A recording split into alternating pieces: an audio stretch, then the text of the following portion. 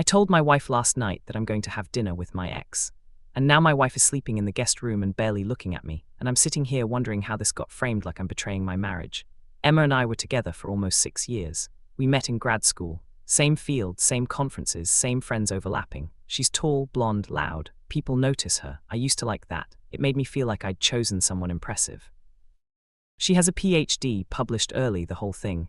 My friends loved her. My parents loved her. It felt easy to show her off. We broke up because I wasn't ready to get married. She wanted a timeline.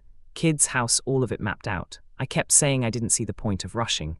She took that as me saying I didn't want it with her. Maybe that's fair. At the time I felt cornered. I didn't like being told what I should want. About a month later I met my wife. She's a nurse. Dark curly hair, quiet. She doesn't take over a room. She listens more than she talks. I liked that she didn't push. Being around her felt calm. No debates about 5-year plans. No arguing about who sacrificed more for whose career. We just dated. It was easy. My friends called her Rebound Girl from the beginning. It started as a joke the first time I brought her around. They'd had a few drinks and one of them said something like, "So this is the rebound." I laughed. She sort of smiled like she wasn't sure if she was supposed to. I should have shut it down. I didn't. I told myself they'd get over it once they saw we were serious. Even at our wedding, my best man made that comment about rebound girls being temporary and how I turned her into an honest woman. Everyone laughed. I laughed too because correct him in mid-speech will create more drama. My wife didn't laugh. I noticed. I just figured she'd vent about it later and we'd move on. My friends also make comments about her being just a nurse. They're academics or in tech or law. There's this unspoken hierarchy in the group. Emma was a PhD, published, spoke on panels. My wife works 12-hour shifts and comes home exhausted and smelling like antiseptic. They'll say stuff like, "Jack used to date a doctor and now he's with bedside care." They say it like it's clever. I've told them to knock it off once or twice, but not in a serious way. If I'm honest, I don't like conflict in that group. I've known these guys since I was 12. They were there when my parents split up and I was crashing at one of their houses every other weekend because my mom was working double shifts. Being part of that group mattered. It still does. When they joke, I joke back. That's just how it's always been. My wife hates that I still hang out with them as much as I do. Every other weekend there's something, a game night, a birthday, some event. She comes sometimes, but after a while she started opting out. She says she's tired. I know part of it is she doesn't feel welcomed. There was one thing about a year ago that should have been a warning. Emma was back in town for a conference and texted me to grab coffee. I told my wife. She said she wasn't thrilled but trusted me. I went. It was an hour. We talked about work mostly. I came home and my wife was quiet the rest of the night. She asked if Emma looked the same. I said yes. She asked if I missed her. I said no. I meant it at the time. That was that, or so I thought. Last weekend was this fundraising gala for the hospital. My wife got us tickets through her department. Formal thing, suits and gowns. I wasn't expecting to see Emma there. Apparently she's collaborating with someone locally and got invited. When I saw her across the room, I felt it. Not in some dramatic way, just a jolt. Familiar. She looked the same. Taller than most people around her, laughing with a group. My wife squeezed my hand when she noticed me staring. I told her I'd go say hi. I brought my wife with me and introduced them. Emma said she knew exactly who she was. She mentioned the guys describing her. Laughed. My wife's smile tightened. I changed the subject quickly, asked how long she was in town. A week, she said. At some point my wife drifted off to talk to coworkers. Emma and I stayed in the same spot longer than I planned. We started reminiscing. Grad school disasters. That conference in Chicago where our poster fell down. The time my car broke down on the way to her parents' house. Stuff like that. It felt easy. Familiar rhythm. She still interrupts me mid-sentence when she thinks she knows what I'm about to say. I didn't realize how long we'd been talking until I saw my wife across the room checking her phone. I went over, asked if she was ready to leave. She said sure. In the car she was quiet. I asked if she was okay. She said it was interesting seeing the famous Emma in person. I told her that was unnecessary. She said she watched us talk all night. I said it wasn't all night. It just felt long because we hadn't seen each other in years. When we got home I told her Emma was only in town for a week and I might grab dinner with her before she leaves. My wife asked if I meant inviting her over. I said no, just the two of us. Catching up, she asked, like a date.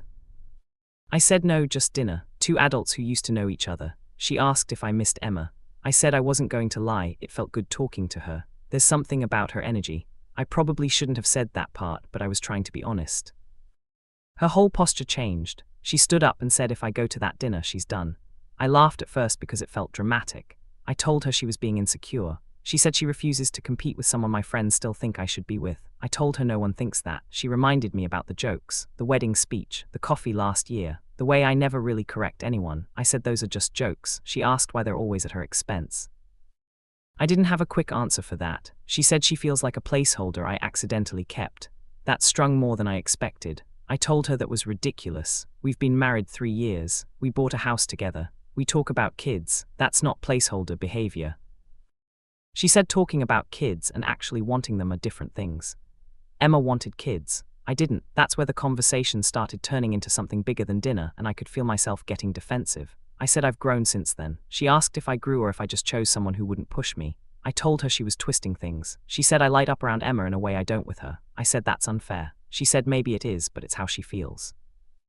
And I just stood there thinking about how this was supposed to be a simple dinner. 2 hours, a restaurant, conversation, then done. Instead it turned into a referendum on my marriage. She kept talking. She said every time my friends make a joke about her being the rebound, I look embarrassed for a second, and then I laugh along.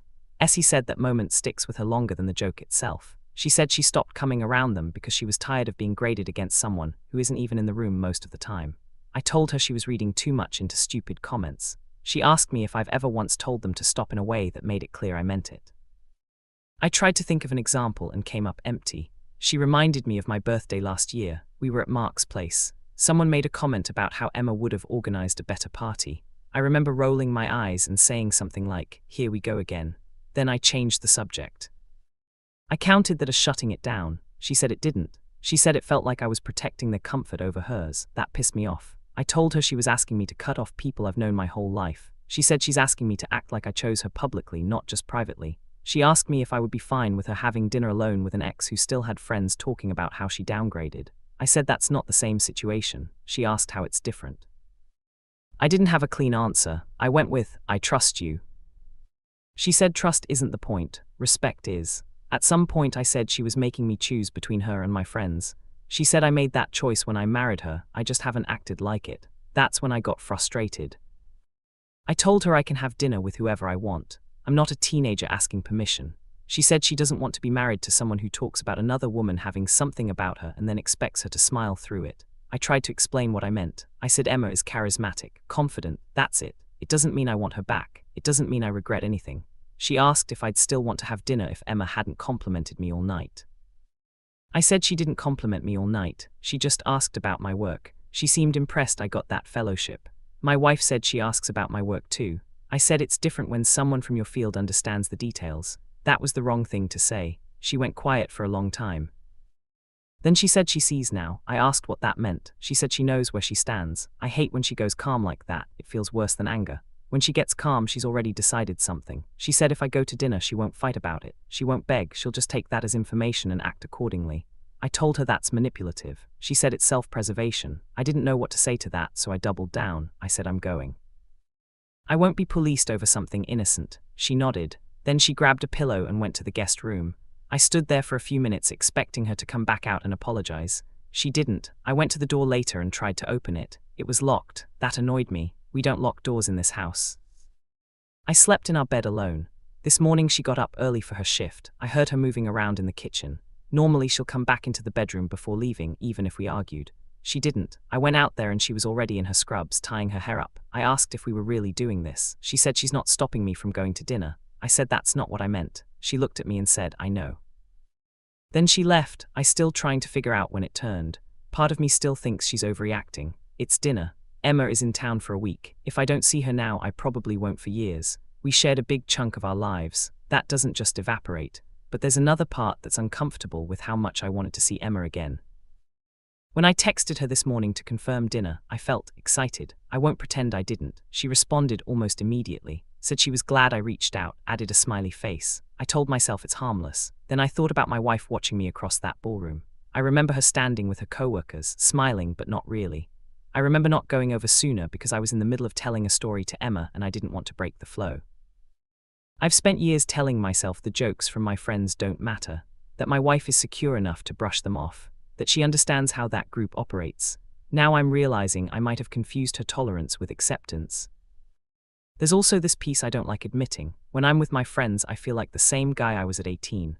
The one who belonged somewhere solid. The one who wasn't the kid bouncing between houses. They still see me that way. When they tease me about downgrading, it's wrapped in this idea that I had a high-status partner and chose differently. There's a weird pride in that narrative, like I had options. Writing that makes me sound worse than I intended.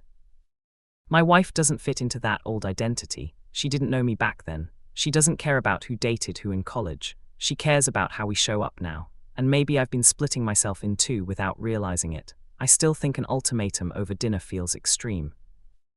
I also can't ignore that she's pulled back in a way that doesn't feel temporary. She didn't text me today. She usually sends something during her lunch break. A text, meme, or complaint about a patient. Nothing today. If I cancel dinner, I know my friends will have something to say if they find out. They'll call me whipped. They'll say I'm scared of my own wife. That shouldn't matter at 36. Somehow it still does. If I go, I might be proving her point.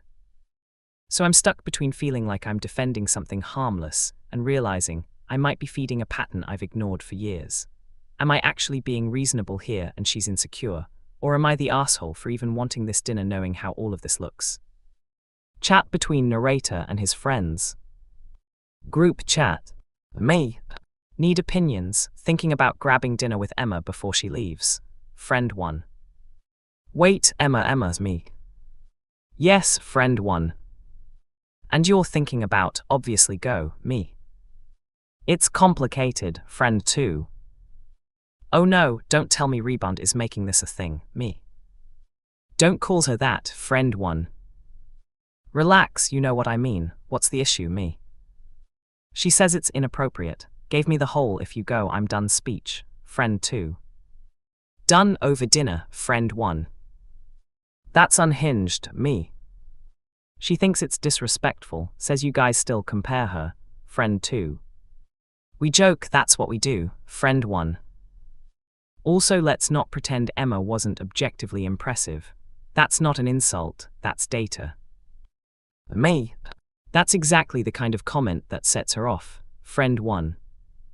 So she wants you to pretend your past didn't happen, friend 2. This smells like insecurity, me. She said I light up around Emma, friend 1. Do you, me? That's not the point, friend 2. It kind of is, me. I mean, it was easy talking to her, friend 1. Because you two were aligned, friend 2. Yeah, no offense, but bedside shift life and postdoc grind aren't the same wavelength. Me. Careful, friend 1. I'm just saying, you had a power couple thing with Emma, everyone saw it, friend 2. And now you're being told you can't even have dinner. That's controlling, me. She says it's about respect, friend 1. Respect goes both ways. She should respect you're an adult, friend 2. If she trusted you, this wouldn't be a crisis. Me. She said she won't stop me, she'll just act accordingly. Friend 1. Translation, punishment, friend 2. You can't let that set a precedent. Today it's dinner, tomorrow it's conferences in Redacted. Me. You think I should just go, friend 1. Yes, if you back down, you're confirming her narrative, friend 2. Go have dinner, be normal, don't apologize for having a history, friend 1. And for the record, you deserve someone who isn't threatened by your past, me. She's not threatened, she just. Friend 2. Redacted, you're not a teenager sneaking around. Go eat, come home, end of story, friend 1. Exactly, unless you're secretly still in love with Emma, me. I'm not, friend 2. Then this shouldn't even be a debate. I went to dinner. I told myself I'd keep it simple. In and out. One meal, closure isn't the right word, but something contained. It wasn't contained. We were there almost 3 hours. Dinner turned into drinks at the place down the street. I didn't plan that part. She suggested it. I said sure without thinking too hard. It felt easy again. That's the word I keep coming back to. At dinner she brought up my wife. She said the guys told her there had been jealousy issues from the beginning. She laughed when she said it, like it was harmless gossip. I told her it's not like that. She raised an eyebrow and said she was surprised I settled down so fast after we broke up. Said she always thought I'd end up with someone more aligned with my world. I didn't push back the way I should have. I kind of half smiled. Made some comment about how life goes differently than expected. She said she figured I'd circle back eventually. Nothing physical happened. No lines crossed in that sense, but the tone shifted.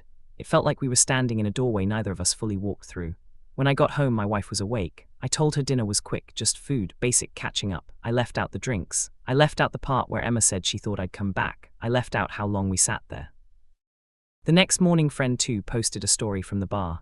Emma was in the background. You could see the timestamp. My wife saw it. She asked why I said it was quick. I told her I didn't think the extra time mattered. She said time matters when you lie about it. The argument wasn't explosive. It was worse than that, calm, surgical. She said the issue was Emma anymore. It was that I would look her in the face and edited the truth. I said I was trying to avoiding unnecessary drama. She said that's what people say when they don't want to own what they did. After that, something changed in the house. She moved into the guest room permanently. She shifted her clothes, then her books. The bathroom drawer emptied. She stopped asking about my day, stopped coming to anything with my friends. When they invited us to friend one's place and Emma was there again, I went alone. I told myself it was easier that way. Emma and the guys fell right back into old rhythms. At one point, friend one made another comment about intellectual compatibility. I didn't correct it. I didn't defend my wife. I just changed the subject and let it float. Later that night, Emma said she never understood why I let her go. I told her I didn't let her go, that's just how it happened. She said she always assumed I'd realize eventually. I didn't say what she meant by that, I didn't ask. I went home and my wife was already asleep, or pretending to be. The distance stretched for months. We became functional roommates. Bills paid, groceries stocked. No fights, no affection, no future planning. Conversations were logistical. I tried once to initiate something normal. Asked if she wanted to plan a trip like we used to. She said she had extra shifts coming up. I started staying out more, with the guys, with Emma sometimes in the mix. Not alone, but present. It felt easier being somewhere I wasn't being quietly evaluated. Then one afternoon she asked if we could talk. She'd already met with a lawyer. She said she'd been thinking for a long time. Said the night of the dinner told her everything she needed to know about where she ranked in my priorities. She said she can't build a life with someone who needs external validation more than partnership. I told her that was unfair, that I never cheated, that I came home every night. She said faithfulness isn't just physical. The paperwork was filed a month later. My friends told me to cheer up. Said if it fell apart that easily, it wasn't solid. Said maybe Emma being back was a sign. I don't want to be with Emma. That's the part nobody seems to understand. Seeing her again didn't make me want to rewind my life. It just reminded me of a version of myself that felt admired. That's different. Now I'm alone in my house. The guys still text. Invites to hangouts, I don't respond much. When they bring up Emma, I shut it down. I thought I was defending independence. I thought I was proving I wouldn't be managed. Instead, I proved I couldn't show up when it counted. I don't miss Emma, I miss my wife. And I'm not sure that's something I get to fix. It's been 7 months since I wrote about the divorce being filed. It's final now. Papers signed. House sold. She moved into an apartment closer to the hospital sometime in the fall. I don't know the exact address. I told myself I didn't need to. For a while after everything went through, I tried to act like I was fine.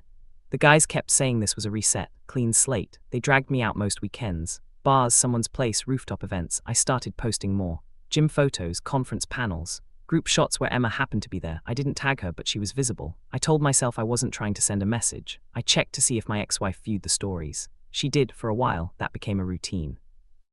Post something, check viewers. Feel that tightness in my chest when her name showed up. It wasn't satisfaction exactly. It was proof I still existed to her in some capacity. Emma and I kept talking after the divorce. At first it felt like momentum. She said she hated how things ended between us years ago. Said she never thought I'd actually go through with the divorce. That comment bothered me. It implied she saw this as part of some long arc back to her. One night after too many drinks, we ended up back at her place. It wasn't planned. It wasn't romantic. It just happened. I didn't stop it. Afterward, lying there, I didn't feel relieved or validated. I felt exposed. Like I'd confirmed something about myself I didn't want confirmed. She was warm, familiar. Comfortable in a way that required no explanation. She started talking about how maybe timing had finally aligned. I felt panic instead of excitement. The next day I pulled back. Slower replies, shorter messages. She noticed immediately, asked what changed. I told her I wasn't in a place to start anything serious. She said she didn't think we were starting. She thought we were continuing. That line stuck. Around that same time I started snapping at the guys. One of them made a joke in the group chat about how I was back where I belong. I didn't laugh. I asked what that meant. He told me to relax. I didn't. I told them none of this was funny, that their commentary over the years didn't help. One of them said that they never told me to get divorced, that I made my own decisions. He's right. But I still blamed them. It was easier than sitting with the fact that I chose dinner. I chose the lie about how long it lasted. I chose not to defend my wife for years. The group chat hasn't felt the same since. About 2 months ago, I reached out to my ex-wife directly, just to talk. I sent a long message. I admitted I handled the dinner wrong. I admitted I minimized her feelings. I said I didn't understand how much constant public disrespect adds up. Then I added that I felt she checked out without giving us a real chance to repair things. She replied the next day. Short, said she didn't check out quickly. She said she checked out the night I told her I was going to dinner anyway. Everything after that was her catching up emotionally to a decision I'd already made. I asked her one thing. I asked if she ever felt chosen. There was a long pause before she answered. She said no. That response hit harder than the divorce paperwork, because in my head, marrying her meant she felt chosen. Buying the house meant chosen. Talking about kids meant chosen. But I never made her feel protected in rooms where it counted.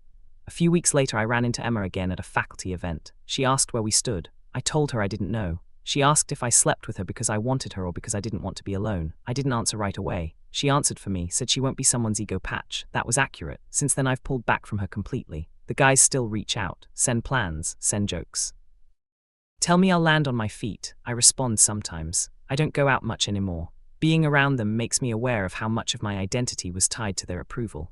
I used to like when they compared the two women. I won't pretend otherwise. It made me feel like I had options, like I was worth competing over. Admitting that makes me sound worse than I expected, because it means I benefited from the comparison dynamic, even if I didn't consciously design it. The house sale closed 3 months ago. I moved into a smaller place. I've stopped posting as much, stopped checking who views things. There's nothing left to signal. The divorce didn't feel real at first. It felt procedural. Now it feels permanent. I don't want Emma. I don't want the version of myself I was with the guys either. And I don't know how to separate admiration from actual connection. Sometimes I replay that first night she slept in the guest room. I remember feeling annoyed, not scared, annoyed. That was probably the last window I had. I kept telling myself I didn't cheat, that I came home every night. That I was honest about feeling flattered. None of that mattered. She wanted to feel chosen in public and in private. I chose to look independent instead. Now I am, and it doesn't feel like a win. Thank you for watching the video. If you are interested in listening to these kinds of stories, we've got more in store for you.